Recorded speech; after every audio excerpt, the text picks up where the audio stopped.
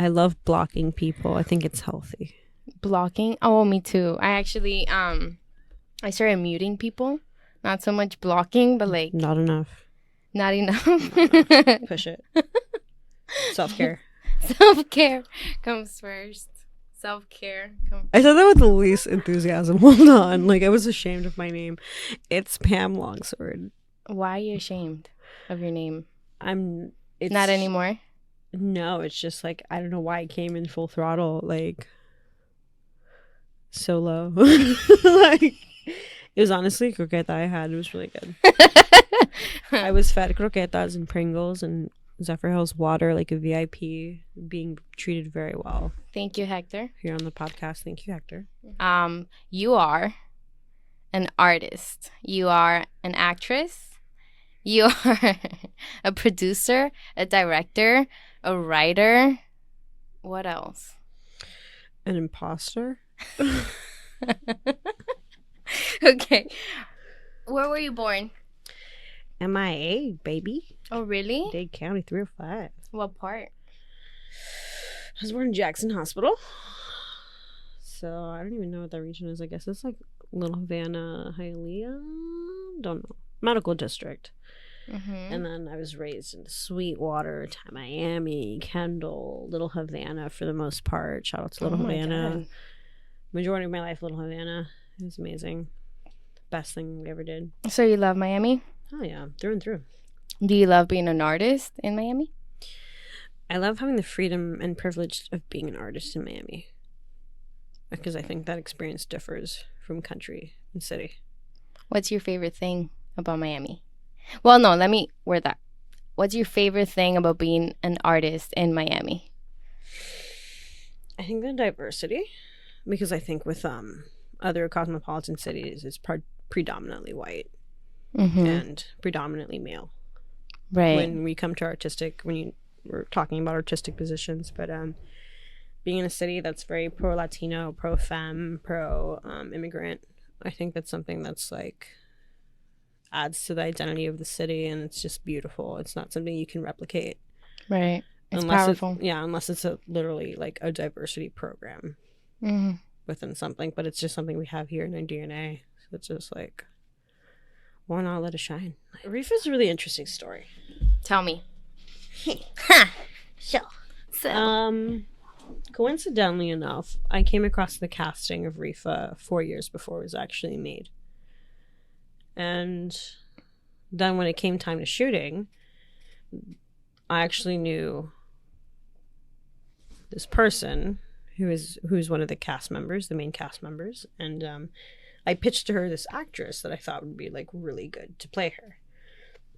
And then I heard of auditions, and I was like, basically wrote to the casting director like, hey, I don't think I would be in any like main roles because I don't really fit the demographics or the descriptions, but I would love to be like either an extra or anything in some way because I want to contribute.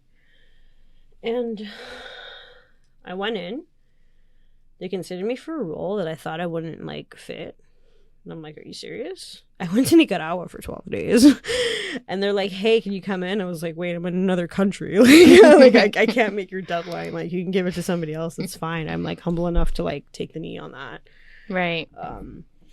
They're like, no, we want you. And I was like, are you sure? I you want to didn't think see about myself in the cast at all. Like, humbly, like as far as that goes. And I came back. I went to my callback, and then I got booked. And then, lo and behold, they booked the girlfriend of one of the main characters.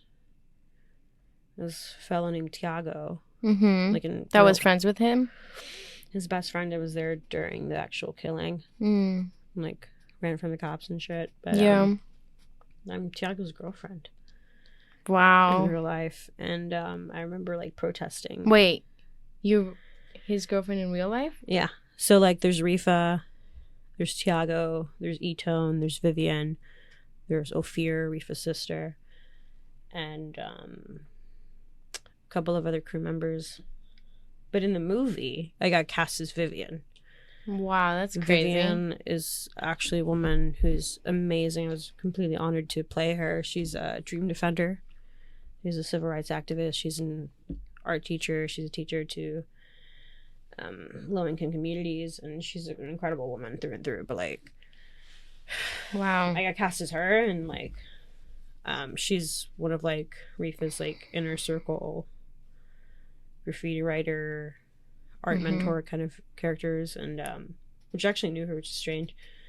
And then my boyfriend Tiago, he was a main supporting role. You have Reefa the lead, and then like the crew, like the graffiti crew, and then his family. That's kind of what the story of Reefa stemmed around, and that's at Reefa on Instagram.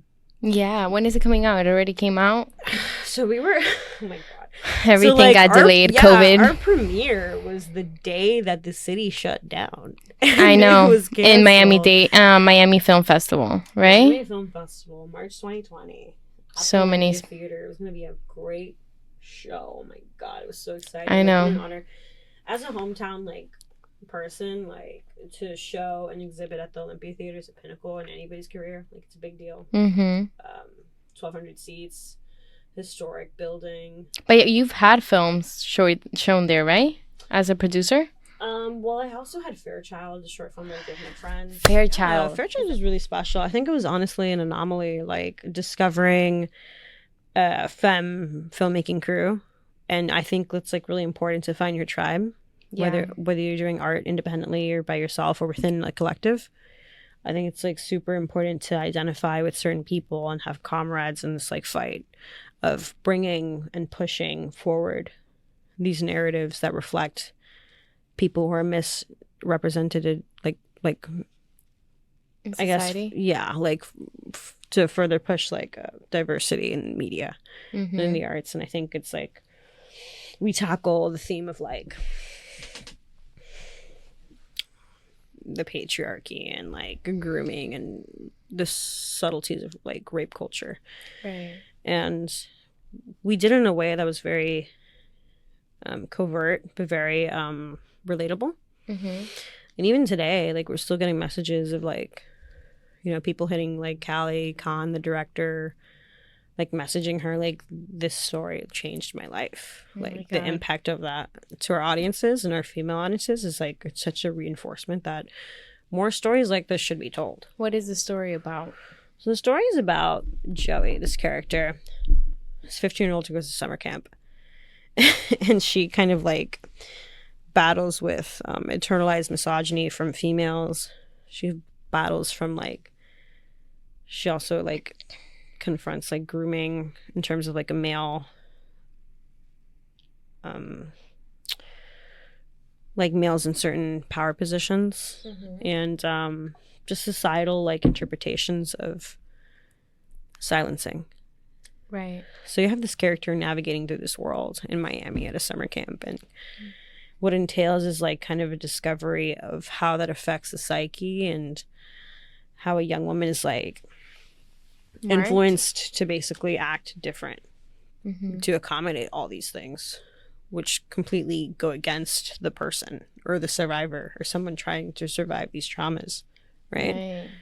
And it's beautifully told, like DP Debbie Jimenez from Cafeteria Films, and we got Claudia, she's one of the main actresses and also a producer. We had a great team. Like, you had a Baker in there. Yeah, our lead was Tef Baker. Was a hell of an actress. And then Andrew Atolia, he's a man. It was just, you know, like it's a really touchy subject. I don't think it's for everyone, but I think it's something worth indulging into in terms of like knowing the signs and identifying the signs of these things, because it's very common. It is very common. So that takes me to Miami and the rape culture. Do you think it's very much alive right now? I think it's not just Miami. I think it's more like Miami's a very hypersexualized city. And I think it's very valid for like major metropolitan cities to sell the concept of you being a woman, use your sexuality as a position to get forward. Right. And I mean, we can date it back to the 40s, the 50s, the 60s. Like, and you have movies and TV reflecting these ideologies, and little girls consuming it like cereal during breakfast. Like, yeah, it's crazy. And especially like I think the two main places are like family that they experience that abuse, or in this film industry. I think the film industry reinforces it unless you have people breaking those circles. How do you break those circles, do you think? I think it's honestly calling it out when you see it, which is a really hard thing. I think it's easier said than done. I think it's scary to do that. I think change is scary, and that's why people don't change, because it's a really big thing to confront. But in terms of like art, I don't see an excuse to endure that. You as an artist, you should respect yourself to a position that's like, you shouldn't tolerate abuse. You're there voluntarily, or you're there whether you're paid or not. I think there's a lot of avenues to explore the power of the woman, and it's for men to understand and not belittle. And if that means friction, then by all means, rub people the wrong way. I really don't care, Then it matters. It matters, and it, furthermore, means that you shouldn't be working with certain people, and that's okay. And I think that if the more you don't talk about it, the more it's gonna keep happening. And I think that has happened to more people than you know. Like, I can think back on like my friends about abuse, and it's scary how many people have been part of that. You know what I mean? Yeah, it's normalized. I mean, that was the whole premises of the #MeToo movement. There's a reason why there was a reckoning in this day and age. And like, I think that trailblazes the way for like us to move forward as like a new generation to kind of redefine what feminist cinema looks like, and also just how women in power and in leadership positions should behave, whether it's making these really hard decisions or having these conversations, whether it's like something recently I did was just like being on set and just like preferring the language of not using "hey guys" do you use? Like address people. So what do you use? I use like "hey everyone," "hey y'all," "hey my people," right. "hey folks." Like, it's just little things that enforce the patriarchy that we have to like unlearn together. And I think it could be a really beautiful thing. And just like tiny things like that, they like add up. Details. Yeah. And just like who you hire in terms of like even a PA, whether it's a producer, an executive producer, or a PA. I think everybody has the responsibility to make a change towards being more inclusive. Like, nothing is insignificant. Everything matters. Everything is there for a reason. Whether it's a picture in the background to like a text, like a word in a dialogue, I think it's like there's so many ways to explore, and I just encourage that. I think I encourage the most bold move. There's a lot of surprises to come within our generation in cinema. So you were an actress first, right? And then you became a writer? Yes. How did you make that transition? Because it's not easy to kind of just to change. Oh god, I was angry. You were angry. I was mad. I Tell was me upset. about it. I'm so petty. Oh my god. Tell me. Well, first I was in senior year of my. What school? I went to the Academy of Arts and Minds. Yeah. Shout out A&M. Larry Villanueva. Shout out to Larry Villanueva. And it was just like, it's a small school. It's just sometimes not enough roles for people. And I went to college, and the curriculum and the materials that were being executed there I didn't necessarily agree with. But you're speaking to somebody who was accepted to like acting conservatories but just couldn't afford it for XYZ factors. So like I always seeked like a different education. But then it got to the point where like you can use your resources that you have to mold that and kind of create a curriculum that you want within the public community college system. Like, what did you not agree with? I didn't agree with like doing regular American plays because of my background, or like women in positions of like being the girlfriend or the victim or being the mom, like Miss Julie.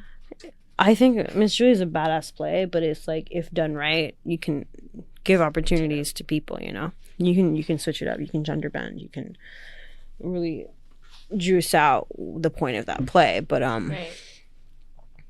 you know, you're talking about theater. You're talking about auteurs. They're all male. Yeah. You know, from let's say what the 1900s, outdated, and then you come into American cinema. I think people of color and Hispanic playwrights didn't really touch that tone yet in terms of like the American school system. So you had people doing. That's Ziggy. That is Ziggy. Ziggy wants to be let in. He wants The to be part Night of of a the play. Dawn. Come here. He's saying, I know. Like, let me in. Give me a roll. I want to be part of a kiss. But yeah, I essentially just like broke through, and my professor Joshua Braun at Miami Dade College essentially just like encouraged me to like, you know, hey, then just write your own. So I just wrote my own play Oh my gosh. without a screenwriting class. And I was super sassy about it. I sent him a bunch of drafts, and he's like, no, do this, do this, do this. And like 6 drafts later, you know, we had something tangible. Only 6 drafts? Girl, It takes so long. I know, but it's still a headache. I mean, I casted, I did the set design, I did the music, I did the lighting, and then I like rehearsed with 4 actors, and that was the beginning of something independent as a director. I had no idea I would ever do that. I think acting was so niche and so clutch for me because you just get a role, you do your thing, you go on, you bang it out, you shine, and then you leave. Right. But then directing and all these other positions, they're demanding too. But don't they give you more like freedom to explore and create? Yeah. Yes, in the sense of just like it was only me. So you there's also a different discussion of like working independently by yourself or also working independently within a team. So when did you find your team? Because I found my team at Borscht Corporation. Borscht Corp, yeah.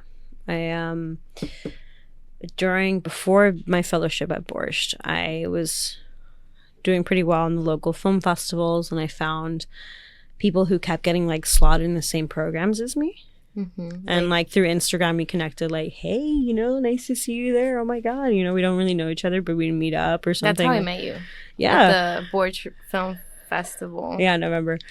And like other than that, I wouldn't really have met these people, which I think this is a treat of film festivals. And I think like I really highly encourage anybody to volunteer at film festivals or apply to exhibit or apply for a job there, because I think there's a lot of perks that you necessarily wouldn't be exposed to.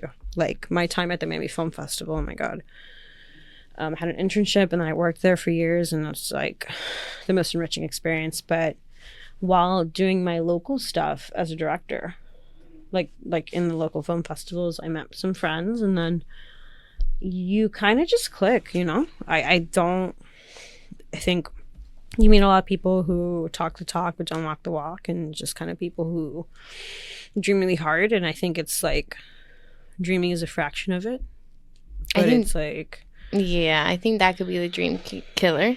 I know a lot of people that want to do a lot of things, but they haven't found their people that say they're gonna do something and they do it. But I think it also starts with you, right? Like, are you one of those people as well that gets things done? I mean, yes and no, because you can do that by yourself, but you can also do that within a team. And sometimes you have to make the discovery of you might just work better with a team.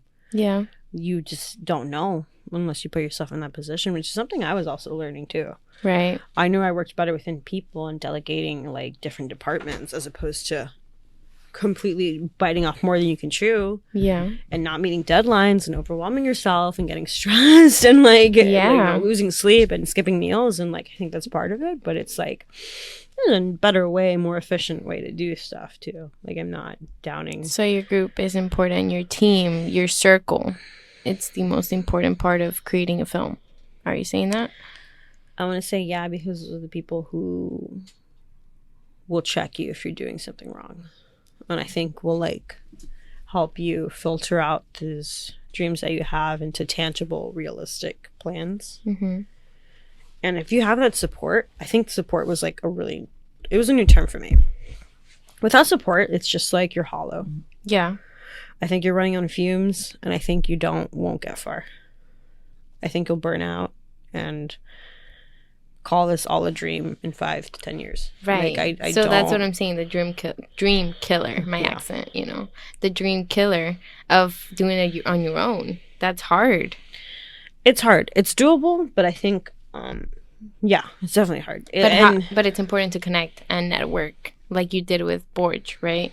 Like when you got there with your team. Yeah, I mean, I essentially just bam, bam, bam. Grandparents are calling. Love grandparents. Shout out to grandparents. But yeah. So I was in the fellowship summer 2019. Got accepted. And I was in this collective with like 7 other filmmakers. It was like 8 of us total. And we were all independently telling our stories through these weekly prompts, right?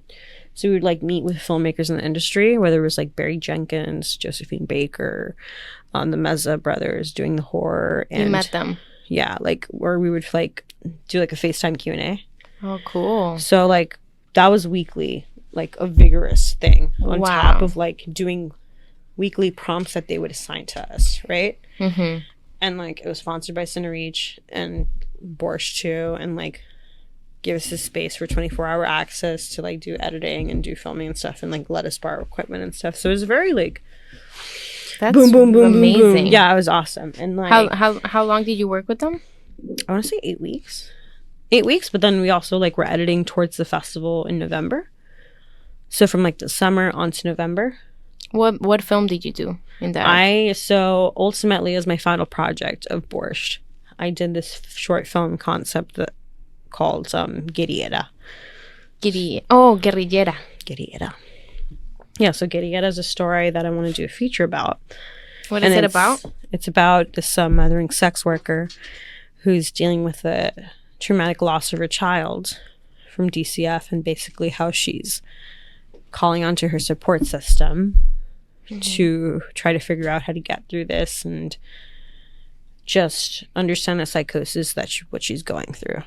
Because I think when in terms of when you're talking about sex workers, I think it's very glorified and very like glamorized per se and glorified. Yeah, like, I like merged the 2 words. I don't know why, but but it's fine. It's very glamorized and glorified, and it's like sex on screen, but like we don't see the emotional turmoil that goes along with that emotional baggage, and just kind of like the trauma that stems from being outside of yourself during certain acts, and also combine that with the responsibility of motherhood and the loss of that being taken away from you because of social biases and laws and the system in place to take children away from their mothers who happen to exercise occupation of a sexual nature, which I think is something very important to society, like the history of sex workers and the importance of sex workers in society. And like I find a lot wrong with it politically. Where did you get that story? I was inspired by one of my dear friends, like one of the strongest people I know, and her story is really beautiful, and I spoke to her about it in terms of making it into like a loose, inspired by concepts and not really like disclosing any details but just kind of like taking the gist of the story and spinning it and turning it into like almost, there's a scene in the short film where like reality is kind of suspended, because apart from like being a sex worker, you're still a person, and still a person of youth, still trying to discover, and like you go to like an avant-garde space where there's like a deconstructed turmoil of the frustrations of sex work within the system, and like there's a lot to dissect there, right? So I mean, I always thought of it as a feature, and then we did a short film concept for my fellowship at Borscht, and then that concept got into the Sundance short film intensive workshop. Sundance, you got selected. As in the workshop. Yes, I know. In the short film. So that's the project that got into the intensive workshop, Guerrillera, yeah. That's amazing. Congratulations. Which is pretty dope. That is such a dream. I'm very proud that an organization that big would support stories of sex workers and just kind of be into the whole like POC Latinx. It's important. I guess, subgroup, and even like give that story kind of a spotlight, because it's told, I mean, not to say like it's definitely like something that's being told throughout the ages. Yeah. But I think, like, again, like, every new generation has a new way of saying it. Exactly. Whether it's, like, Spike Lee with Do the Right Thing, and, you know, talking about race and riots in Brooklyn of, like, people of color and black men in particular with police brutality. Like, to women who are marginalized and kind of put down for society through the act of sex work. So it's, like, these stories are amazing, and I think they should be told more, and I think they should be put to that high standard of fine art. I think that's important. And it's just because it's not white or European doesn't mean, like, it doesn't deserve a place. That's right. That's right. So I'm like, something's wrong there. You gotta shine a light on it. So how many films have you done? In what sense? That you sent out to festivals as a writer? As a writer? Yeah. 3. Fairchild? My first one, Navarro 54. Director's Cut. So much fun. We did that one. It's beautiful. So much fun. It's cinematography speaking. Shout out to Sean Michael McCabe. He's amazing. And costume design? Who did that? Costume, Navarro. So Navarro is the designer who actually wrote the story. Oh. And I was just put on as a director because of my background of play directing and playwriting. And I went in with a full storyboard and production timeline and just kind of like the skeleton of a film production. But you have talented fashion designers, models, photographers. Like, you had the meat of it. It just needed the short film structure. So when you merge those two worlds, it was something really beautiful happened. Like, mind you, we didn't care about editing. We're just like, let's just do something really funny and zany, something entertaining. And then, like, it went from here to Miami, like downtown to Shanghai, China. Oh my god! Like, you know, like a Chinese queer collective picked it up to spotlight during a disco film festival through like putting it public on Vimeo. You know, they hit us up because of Vimeo. Yeah, Vimeo.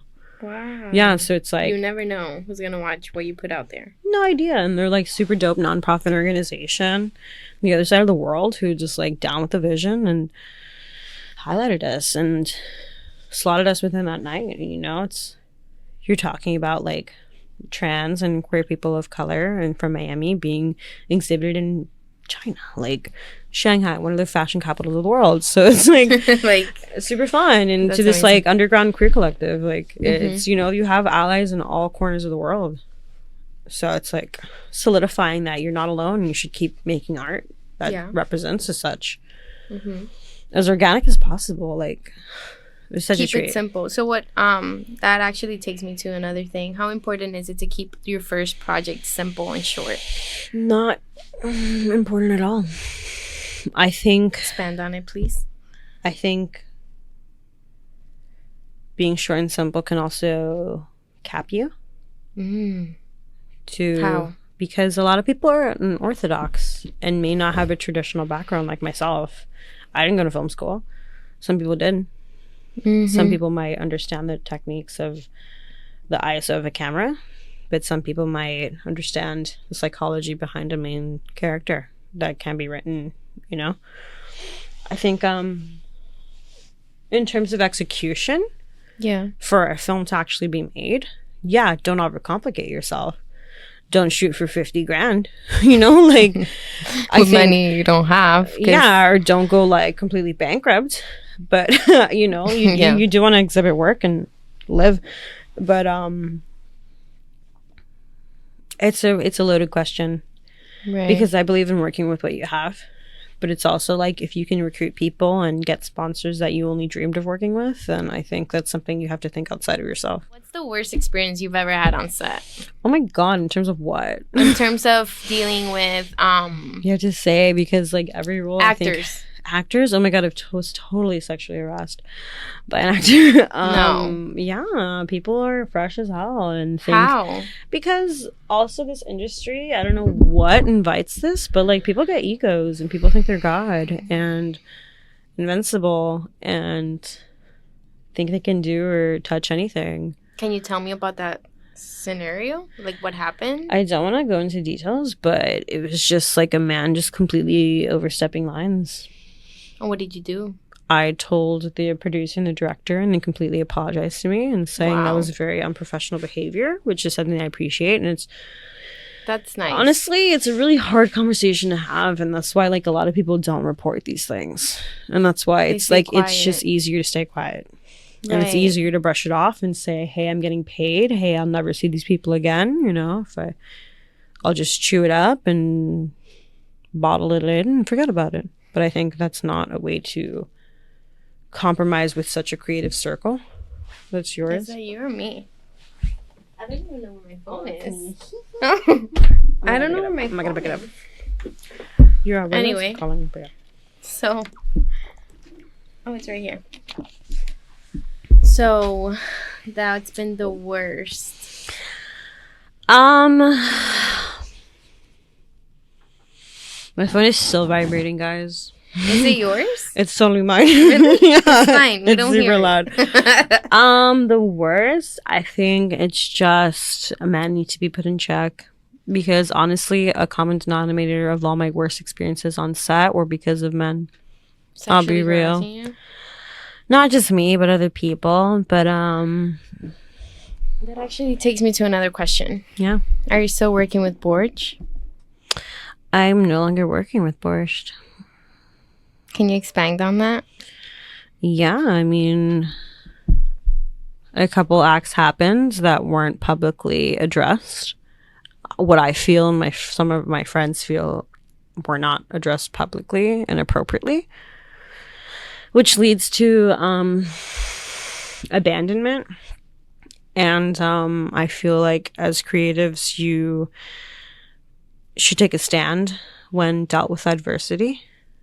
I think that really defines who you are in these certain circumstances when you're talking about rape culture and accusations and things going really dark, you know? Yeah. And I think, honestly, also as a female artist, I don't think, you know, I don't mean to police people's behavior, but if you don't have a stance on it, then you're choosing the side of the oppressor. That's true. I agree. And, yeah, I'm happy to put that time behind me as much as the opportunity gave me. Right. You know, yeah, you gotta be grateful for what it gave you, but also stand for what is right. And also what I created within myself, because not everything that was given to me, I mean, I created more. Yeah. Out of that. It's not easy. I'm not gonna say. Let's move forward. Yeah. Are you thinking about having your own production team? Oh my god. because they think you do so much. You have your team. Yeah. I mean, why not? That's why I started Longsword Productions, because so you already have a production team. I have a production company. The team is one. The team is me. Hey. Hey. Oh my god. Shout out small business owners. But oh god, girl, it's hard. It's not fun. Mm-mm. Filmmaking, they said. It'll be fun, they said. It's brutal. I think a team is important. I think a team is how you succeed. You need people to root for you and support you and to like believe in your vision, because I think it's like it makes it real when it's outside of yourself. Mm-hmm. And it's great. I've worked with a lot of amazing people and just people who gave a shit and like believed into a delusion that I had and manifested and materialized it through my very eyes. And like, whether it's sound mixing, whether it's photography, whether it's camera, lighting, actors coming in, like all these different forms, right? All these different realities came together and they like align, and then they make your concept real. Yeah. I think that's the gift of filmmaking, is that sometimes you can do it alone, but it's fun to do it in a group. Totally. I think it's precious with people. I think so too. I've seen it. It's magic when people click and when people work well together. oh my God, you can do anything. I know. You can literally do anything. Like, oof. That's amazing. So you just became a mother. Yeah. That happened during quarantine, right? God, yeah. How was that? Well, first, I know this because of Oolite, the 2-minute short film. So Oolite Arts is an art organization, and they picked 12 filmmakers to commission for micro short films from the duration of 1 to 3 minutes. Oh. To participate in a film festival called the Close Quarters Commissions Film Festival. That was fun. And it was great because I didn't know who the other 11 were until it was announced. And it was and you only had 2 weeks to do it. You had 2 weeks to do it? Yeah, to film and fully edit and like all that. Yeah. And they were like, here's $1,000. Go off. Just make it about like isolation, COVID related, and pop off. Like, go off, sis. And then it puts like, it was a great fire under my ass. Like, wow. I was fully 9 months pregnant when they emailed me. Oh my God. Nobody knew because I feel like I feel like the progress of a pregnancy is very private. I agree. And so you didn't have like a boy, girl, or what do you call that? A gender reveal? Yeah. No, I don't believe in that. Like, I really don't. Like, I have a question because you kept 9 months private and then boom, premiere the day of having the baby on cinema. That's how you do it. Oh, I wouldn't do it any other way. Was this like so hold on.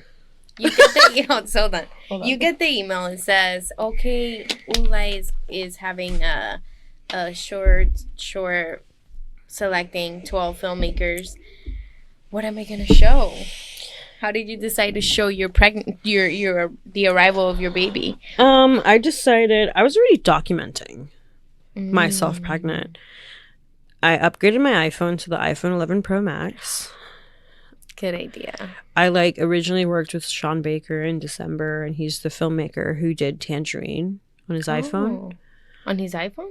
Yeah, he shot Tangerine. He's also the director of the Florida Project. I watched that recently, actually. So he did this movie in 2015, I want to say. That was purely on the iPhone with like a attached like lens.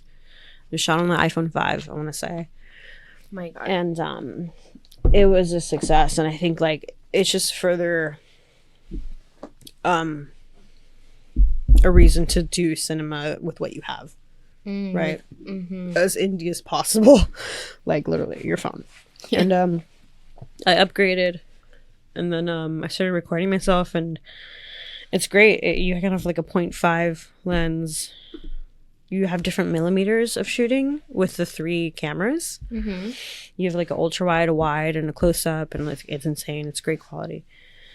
And then but even the selfie wasn't that hot quality wise, but I was still like documenting myself in all these different,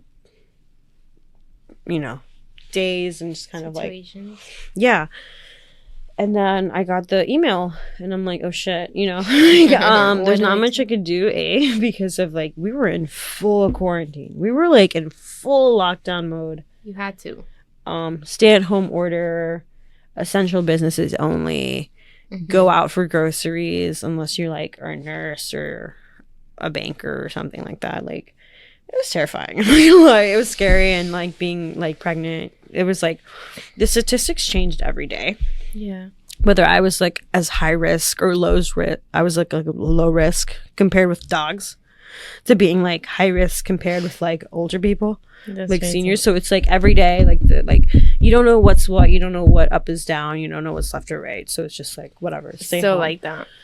There's for new real. things every day. Oh my God, let's not even talk about it. Yeah. Hold on. No. We'll talk about that later. We're talking about it. But, I got the Oolite email. Jason Jeffers was head of the cinematic kind of arts program at Oolite, and I was first honored because I was totally rejected twice by Ulay before. Oh yeah. Yeah, for their cinematic residencies. Keep trying. You never know what's gonna happen. Keep sending your stuff. Just like wear them down. I'm still here. Hey, by the way, just checking. Wear them down. Wear them down. And then so that's a trick. Totally do it. Okay. But their whole thing was like, oh, out of these 12 filmmakers, we like how you guys are engaging the community and kind of you guys are engaging with us. And, you know, we're excited to see other works of yours. Here's a situation where you can do it in a very short amount of time. You have a commission, so you actually have like the luxury of doing it and actually executing it. Mm-hmm. And having it exhibit in a film festival officially. So you have the full package, which is like a dream, which is really hard because usually it's presented within 3 different packages, which is a lot of work for the filmmaker, apart from creating it, securing it, editing it, and also making sure it sees an audience. Because what's the point of filmmaking if nobody sees it? You're not going to show it. So, I mean, that's a whole debate within itself, but yeah. Yeah. Mm-hmm. I was nervous as shit, to be honest. I was like, this is the most vulnerable I'll ever be. Fully naked and fully pregnant. I had no idea you were pregnant. I was like, huh? I was like, wait, what? Really great makeup, really great work. I don't know what she did. The look, I mean, wow. But then I'm like, nah, she has a baby. I remember being at the Miami Film Festival in March before lockdown and playing pool, like billiards with actors. And they're like, "Oh, you know, we lost. Yeah, we know you lost, but we'll take it easy on you. We know you've had a few in you." And I was fully drinking only cranberry juice from the barge, like trying to be social and just like twas lit and vitamin C, like fully that. Like people like still hating on me while pregnant. Oh my god, which is like weird. But what? I'm like, okay, but you have that, and then lockdown happened. So I decided, you know, it would be really cool. And what I was discovering while pregnant is that my partner couldn't go to the ultrasounds with me and like the appointments to see like the growth of the baby. And like it got to the point where some hospitals were restricting guests for the mother. And some hospitals would even go to the extent of only allowing the mother by herself to deliver and stay in the hospital, which I thought was a nightmare, as scary as labor and delivery is already. Yeah. To add just like this extra layer, like a complete natural circumstance within this pandemic. I understand like there's lives at stake, but it's not something easy to go through. And you have this extra layer of complications. So I'm like, wow, this is really like a different time. And it got to something that's more important than my own documentation, but like in a social thing that I should share. Mm-hmm. But it was really hard because I also like, I didn't know what format to share it in. And then when Ulay presented itself, and I'm like, what better way to showcase this to complete strangers? And, there was like 300 people in that. It was like 350 people at the time. Yeah. And it was like, damn, on YouTube Live. And it was popping. And whenever, you know, I was editing it, and it's also, I think you edit too. Yeah, I edit too. I edited on Premiere, and I learned DaVinci recently while in quarantine. I learned DaVinci. Look at that beauty of quarantine. It's crazy. That's one of them. Yeah, learning skills. Yeah, and it was. I think it was really healthy in terms of like an art therapy for the woman to kind of assimilate and process the trauma that is birthing, because it is a trauma. As beautiful as it can be, I think it's very impactful physically and mentally. Yeah. And it's really hard to be objective about it until you literally see yourself in pictures later and just be like, oh my god, I can't believe I was pregnant. Or like, you know what my favorite scene was? What? When your partner is helping you wipe yourself. Oh my god. I love that so much because it just shows exactly what you're saying. It's a whole process that's beautiful, but it takes work, and it takes being naked, and it takes being vulnerable, especially in front of the camera. Completely out. I think it's like, yeah, there's no filter on it. Filter, and I think that's beautiful. And I think that's what was part of like the challenge, was doing something that was new to me, and it was something that I've never done a documentary in terms of like myself or putting myself as the subject to something like that, that transparent. And Something that I also discovered while making it was like the beauty of fatherhood, because part of the story was my partner. And How did he feel about putting the birth of also his child on cinema? He had no choice. But That's so evil. No, first, yeah, I had to be in agreement though. Like, you know, I straight up went to him like, hey, I'm gonna be somebody you have no idea who she is as a director. You know, he's never seen the director side of me. He's never seen that like assertive like director, like working, you know, objective, deadline. I know what I want. Shooting schedule, now. Film now or die, you know, kind of thing. The pressure, and also a woman in labor. So I'm directing while in labor. So the agreement was like, I'm going to tell you what to do and you have to do it how I want it. Yeah. And I'm going to tell you to do it repeatedly. And we're going to rehearse things. And we're going to do it again and again and again. And like, it's like, you have to take it now because it will never happen in these circumstances in a pandemic. Like, is he artistic? Again. Is he like filmmaker? He is artistic. I mean, he's a graffiti writer, a wood craftsman. Like, he's very cool. Handsy with his he's very like physical medium kind of art, not per se cinema, I would say. Right. But still artist. Yeah, still an understanding of that and the importance of that. So he was down. He was super amazing. Down. And then I would literally be like in labor. I remember during the hospital ward in my gown with like my butt out and stuff. And like we would like walk out around the ward and we would record things together. And then as soon as like the labor got really like intense, I just told him like, keep recording. Even if they tell you to stop, just like keep recording. And then he started recording himself. Wow. Without me knowing. And then just kind of he was flowing with it. He was. And then when I went to editing, I discovered a bunch of footage that I didn't know existed, which was really like special because he would take the time to reflect himself. Like, I should record this. I should document this. And I think that to like assert that in a moment is this important that it should be documented is something really special within like, even if it means like putting your phone like right here in front of yourself and hitting record and not caring what the framing is, because he's not thinking of framing. He's not thinking of frames per second or like what mode or 4K or, you know, like he's not thinking of all that. He's just thinking of like, just record, just like, just grab it. I want to keep this for myself later. Right.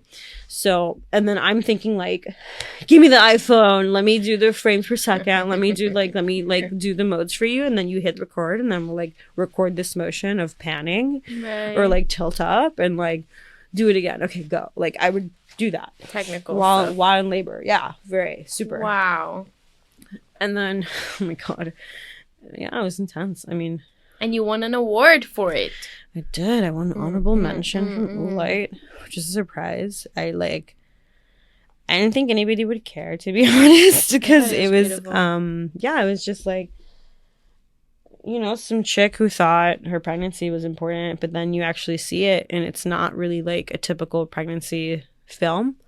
It's not like a labor is during story. COVID, is during quarantine, we can't forget those little details, right? With the masks and such. And it's like, it's really, I got a lot of positive feedback in terms of like, it was really raw. Yeah, it was beautiful. And very unfiltered and something that people who don't even have children can relate to. And it was very like, it's scary because I mean, you talk about artists putting yourself out there, but like how much more can you put yourself out there than by being naked, pregnant, and bleeding? Like I can't. Wiping the whole deal. Yeah, like so en pelota y like, you know, like it was a challenge that I'm very thankful as an artist to experience. I love that so much because in this business of making films, that question comes so much to a woman. Oh, how are you going to are you going to have kids? Because if you have kids, then you have to put everything on pause. And when I watch your film, now thinking about it, I'm like, wow, it's such a beautiful thing to watch that she incorporated her pregnancy and her delivery in film. Like, no one knew I don't know if people knew you were pregnant. I had no idea. So it's like, you're still working It doesn't. I was editing 2 weeks after the birth. That's what I'm saying. It was fully And I editing. think that's powerful. And I think when I watch your film was, wow, that there's power in being a female. There's power and you can do whatever you want. It doesn't have to be like the society thing that if you have kids, that's it. The world's over. That's a bad perspective. Like Kyrie, the baby, she's killing it. She was on WLRN, NPR, Look at that. the Miami Herald, Harper's. She was in the Sundial. She's in. She has her. She's gonna know that she got a award for her delivery. Killing it. What baby can say that? She just turned 2 months today. 2 months today. Yeah. And it's just like you have to understand, like, this is a really short fraction of time, whether like from the start of the pandemic to now. So I'm just like, whoa. Like, flying by. Everything is still like intense, like in the everything. What are you working on now? I know what you're working on now. Ooh, you do? Oh, there's no water in here.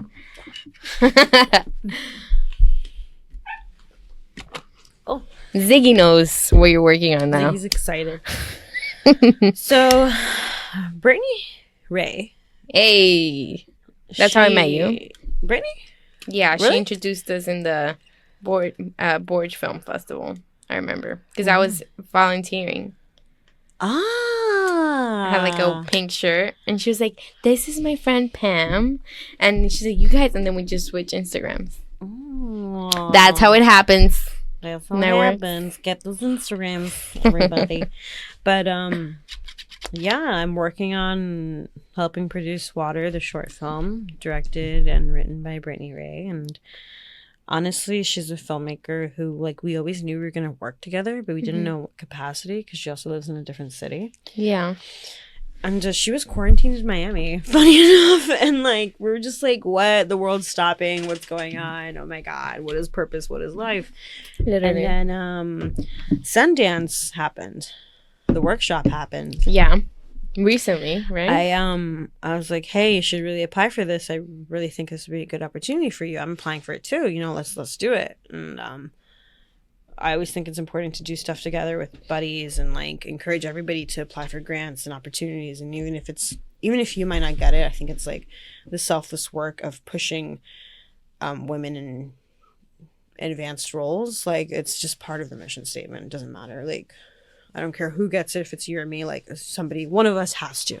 That is so special. And I think gosh. Oh, that's a win within itself. A lot of people don't think like that, though. And like, they're like, oh, there's what? 6 spots? No, I'm not telling no one. Yeah, I'm not telling no one. That doesn't work. Like, that's selfish. It's like I'm watching this movie, this TV series called I May Destroy You. I'm watching that too. So like the lead character, which is also the writer and director. Love her. Michaela? I forgot her name. Yeah, in the TV show, she tells her best friend Terry, "Your birth is my birth. Your death is my death." I think you're, cutting your own lifeline if you don't connect. Also, if you focus only on getting to the top, there's only so much you can be at the top for. No. Like, I think the top is such an illusion. Yeah, it's probably non-existent. You can, like, you and your friends can create your own top. You can be consistent in your dreams and your creative making, right? Yeah, but it's also like you have to go back to the definition of success. What does it mean to you? And the fact that, like, you guys can all succeed together. Like, everyone can have a seat at the table and everyone can eat. I know this person who's like hashtag is his name is on Instagram is everyone can eat. Oh, wow. You don't need to steal food from someone else's plate in order for you to eat. You have to make sure everyone on the table is being fed. Right. Like, everyone can do it. But it's more like Miami has this thing about like tribes and collectives and just kind of this like egotistical VIP fueled, at the club status. Yeah. And it's more like, are you wearing the latest Y3? Like, do you have, and like I totally like, I'm a victim of this, like a penis envy. Like, I see like people with like fancy equipment and I'm just like, fuck yeah, I can't afford $15,000 in equipment, but like, good for you. Yeah. And I hope you make good projects out of that. But even if that means like me not being included, I'm just like, yeah, go do your thing. Like, go. Like, it's like we're not at that level to be like that, like, I guess, like, pompous about things. Like, the only why we're not as big as LA and New York, because there's no studios here. And even if there is studios, like, which there are, not to dumb them down, but it's like we're not operating that level because there's no connection. There's no like incentive to be like in the workforce for movies, because those incentives are in Georgia, in New York, in Texas, in Salt Lake City, and like all these other cities. So it's like we need that reflection. And I think that's the biggest hurdle that us in Miami, like, you can be stagnant here too.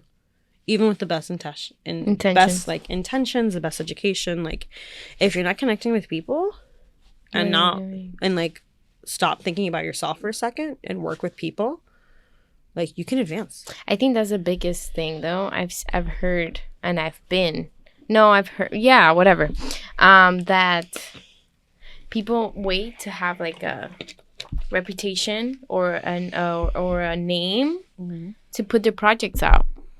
Like, they won't make films and put them on YouTube because they feel like they need to be first on top. I mean, like, that's how Broad City happened. Alana Glacier and Abby, they started with videos on YouTube. You know, Issa Rae. Insecure. She started on YouTube. Show. Like, these girls were us. They were nobodies. They were dreamers. So important to put things out there. Doing side hustles, trying to make rent, who just kept consistency and working with people, and then just eventually just kept graduating on the larger scales, and then got picked up by networks. So it's like, it could happen. It's just a matter of like letting go of that kind of like ego. I think it's letting go of the ego. Yeah. Somebody asked, what type of water is her favorite water? Answer must be right. Honestly, Miami's finest. I like Miami's tap water that's filtered through my Brita filter. I don't know, it just tastes sweet. It just like, I don't know, it's just like home. Like, it just tastes so good to me. It tastes so clean when it's like filtered. Do you know who asked that? I don't want to know. Second question of the same person. Why does Brittany Ray love her so much? Just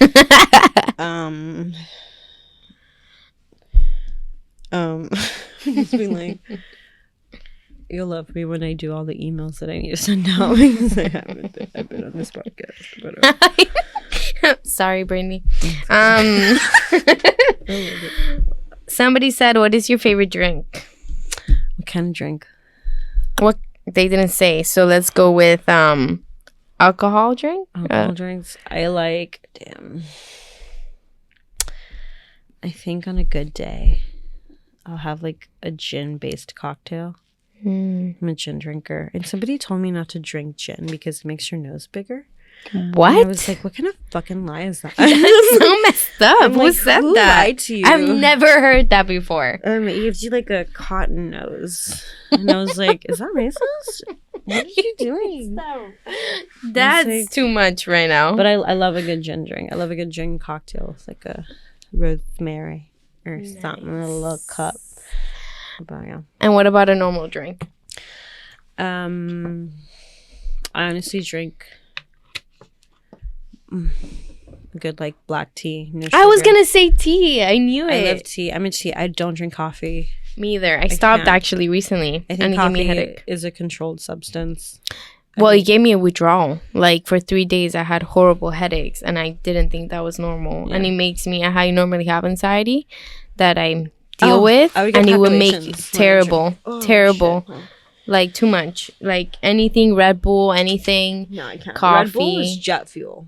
Illegal. It should be illegal. It should be. It should be outlawed. No. You know, not to be dramatic, one day after class, a long time ago, I drank like a monster or something. I couldn't drive. Yeah, because I was shaking. I believe you. I was shaking. There's all drugs. They're all like legal drugs. What the fuck? America. What's your biggest dream? Somebody asked. Oh God. That's it's a corny ass question. My biggest dream. I guess we'll keep it to the topic of filmmaking. My biggest dream is to make a movie, a successful movie with my friends. Aww. I think that's all I want. I believe that's happening. Somebody said, how did you get into the film industry? By mistake? Shit. I honestly thought I would never be a filmmaker. For real? Hell no. I thought it was for suckers. I thought it was for, like, people like y'all are obsessed nerds. Oh my God. Like, that's working way too much for very little. Yeah. You know, like, they promote, like, not being SAG or union here because there's no union work. And I'm like, what the fuck is the point of that? Don't be a filmmaker. Like, don't be an editor. Don't be any of that. Well, like, what changed your mind? Because you were very radical on that. So. I guess the misrepresentation of women. And I think that's kind of what fueled the anger. And earlier I mentioned anger, and I was like, I was frustrated. I was totally frustrated because it's like, I was in a good school, doing good work, but I was deemed like the best in my major. And I think that's the worst thing to say to a student. And I think, like, if you're the best in the room, like, get the fuck out of that room. You know, I think it's like, it's a really weird, humbling experience in the sense of, like, don't be a big fish. I think that big fish in a little pond effect is like a form of death that I run away from. So I'm always constantly challenging myself and always, like, in a sense, like, not even validating my worth to that point, which I think is like self-sabotaging. And I can't even take a compliment like that, but yeah, I think that's what the vision. I think it's like, if you have a clear vision, it translates whether you're in theater or in film. Yeah, I completely hear you.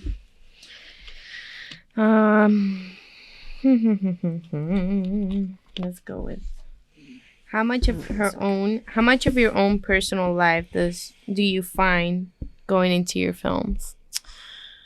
Ooh. I love that question. It's funny because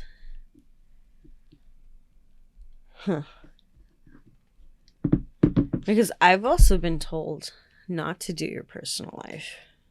Why? In film, because no one will care about it. Someone told you that? Yeah. Excuse me? I was also told to stop acting. I'm not even gonna ask you who said that because honestly, it's pissed. funny because very upsetting. You know this person. No. Yeah. And, no. You know this person. Yeah. What? I was told to stop acting. I was told to go into other things in production, and I went to New York and applied to a couple acting conservatories, and I got in, but I just couldn't afford them. So it was super expensive. I was like, but that was still like some validation outside of my own head and my own community that, like, hey, you know, I have something. Yeah. I don't know what that it may be, but worth discovering and pursuing, right? In whatever medium. But filmmaking, I think it's, if you can tell a story, if you can communicate a story, I think it's as easy as that. Whether it's shot on like a 2006 camera or a 12K fucking $25,000 camera, I think it doesn't matter. It doesn't. The same story can be told. And yeah. I think yeah, there's like too much hype around filmmaking, to be real. I think there's like a fetishizing of it. There's a glamour factor of it that I think like people need to be like starkly slapped with the reality of it.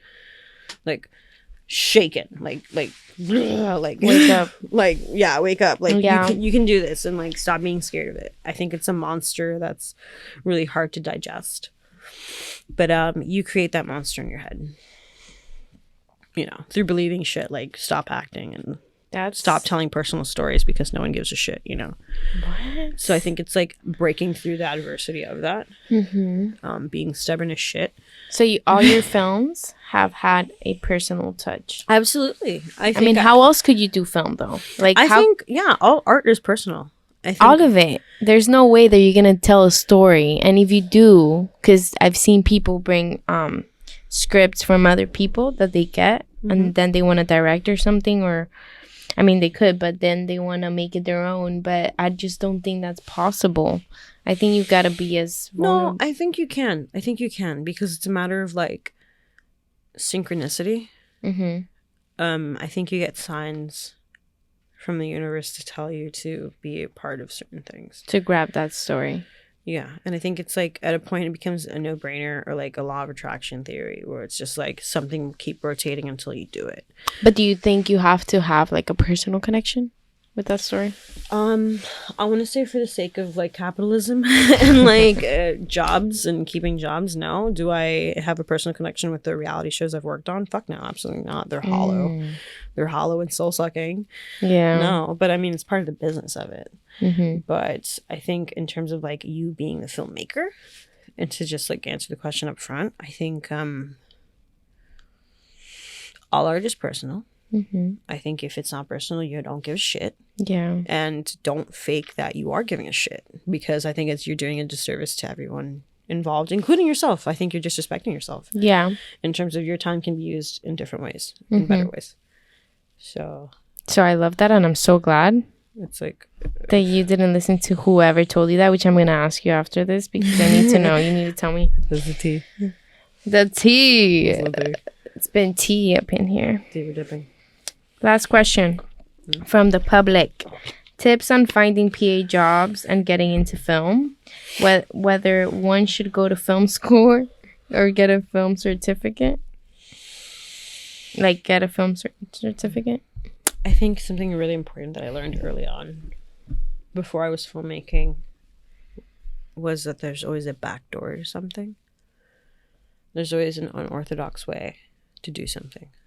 There's always like a alternative route, because not everything is not always face value that's presented in front of you, which is a challenge.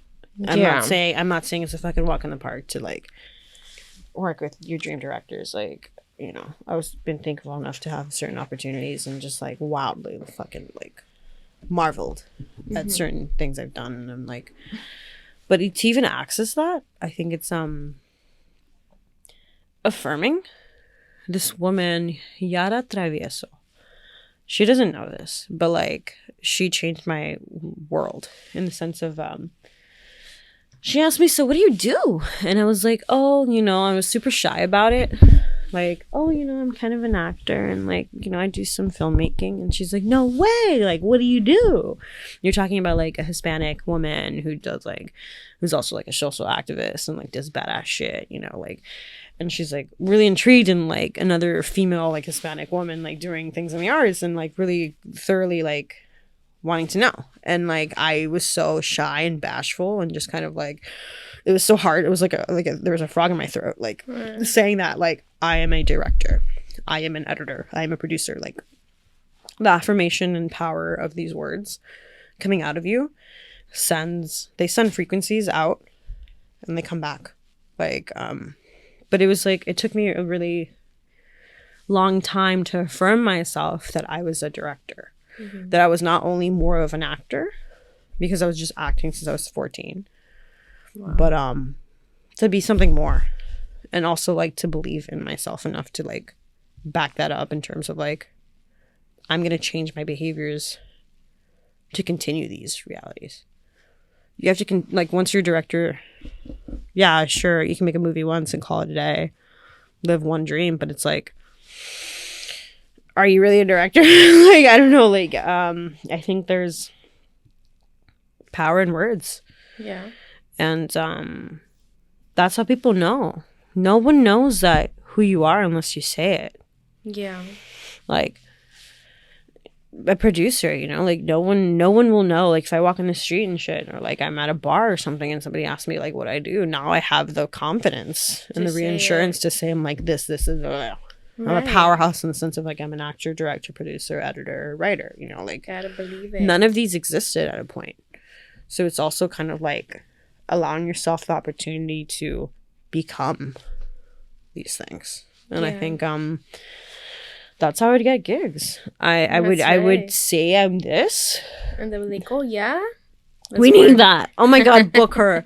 And also just like, don't be a fucking dick. Like, don't like straight up. I'm sorry to be so explicit, but it's just like, nobody wants to work with mean people or like, don't.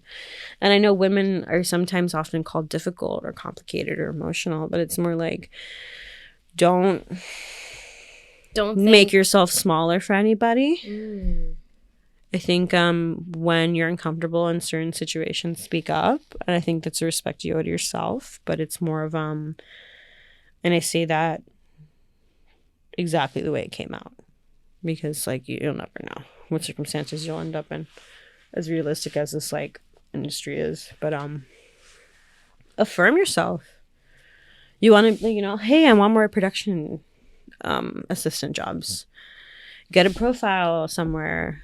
Put yourself on your resume. Start acquiring a resume. Start working with people. Start asking people. I get DMs from people who are like, hey, I want to work on something. Do you know of anything? I was like, yeah, I'm more than happy to connect you with somebody because, like, I have friends that want to do things. And just, like, filmmaking is one of those, like, unicorns that, like, you need people sometimes. And it's, like, 3 a.m, a week before, like, a shoot. And you're just like, fuck, I'm forgetting this one person. And, like, that one person might be out there trying to do that and get to that position. It's just a matter of connection.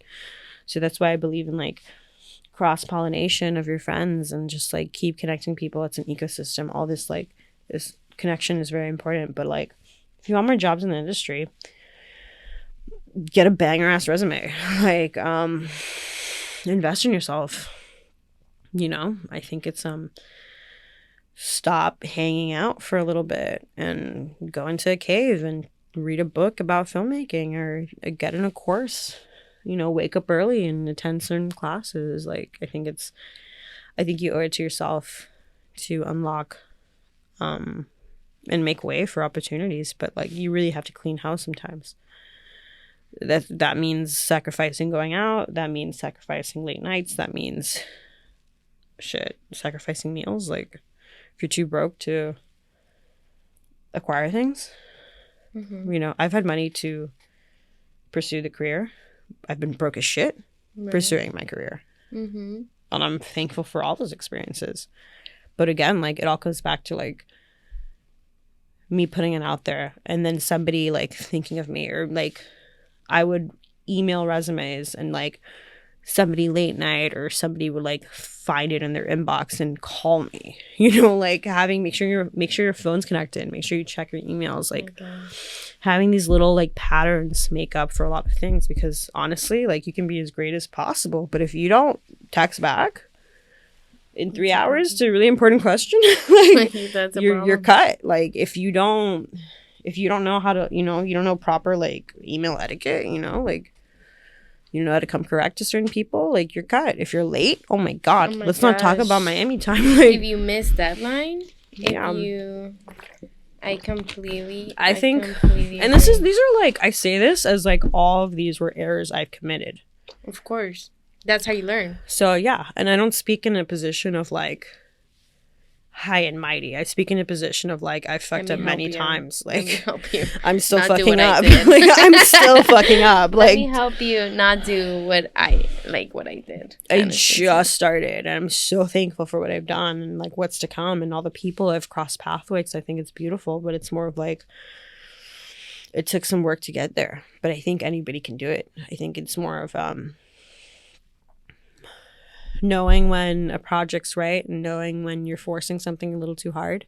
Yeah. But it's like, you know, an accumulation of all these things, I think. But it's also, like, understand you are a business, you are a brand, you are a connection to something. You hold value. Like, just because you're a PA doesn't mean you're shit. Like, you're valuable. You know, the PAs are veins to a production. Without PAs, like, a lot of things wouldn't get done. A lot of people would be stressed. So for sure, don't knock whatever position you are in a company or in a production, like, whether you're a director, producer, or a PA, or somebody who's just standing by the the walkie-talkies. Like, everybody's important. For sure. So, yeah, I think it's just put yourself out there. I love that so much. Do you have any last words, Pam, for everybody? Anything you want to say? Thank you so much for having me. No. It's so fun. It's my first podcast. Oh my god, yay. I'm huffing and puffing because I'm like, have asthma. And I've been vaping. It's a horrible habit. I'm just like, why am I vaping? I have asthma.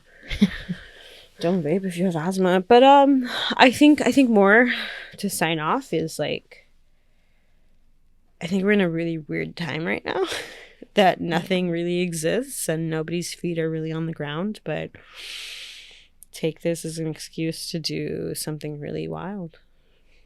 I love that. Because I think history is being rewritten by us in political terms and societal terms. So I think it's like now the time to really redefine who you want to be. I like that a lot. Create whoever you want to be. Because everything's changed. The world has completely changed for us. Let's use our art to speak up. Do something. Get creative. And with that, I thank you for being in this podcast, for being and giving me your time and just showing up. Definitely would love to work with you in the future. I'm saying it right now. And thank you. It was such an honor to have you here today. You've taught me so much with everything you've shared. So definitely thank you for sharing, Pam. Always, bro. I'm here. Let me know. DM me, whatever. I love talking shit. I love it. I love making shit. I love talking shit. You're awesome. Shit master. She's the coolest girl. Thank you so much. No, thank you. Cut! Yay! Hold on, let me make sure. Oh, yeah. God, that was like 2 hours.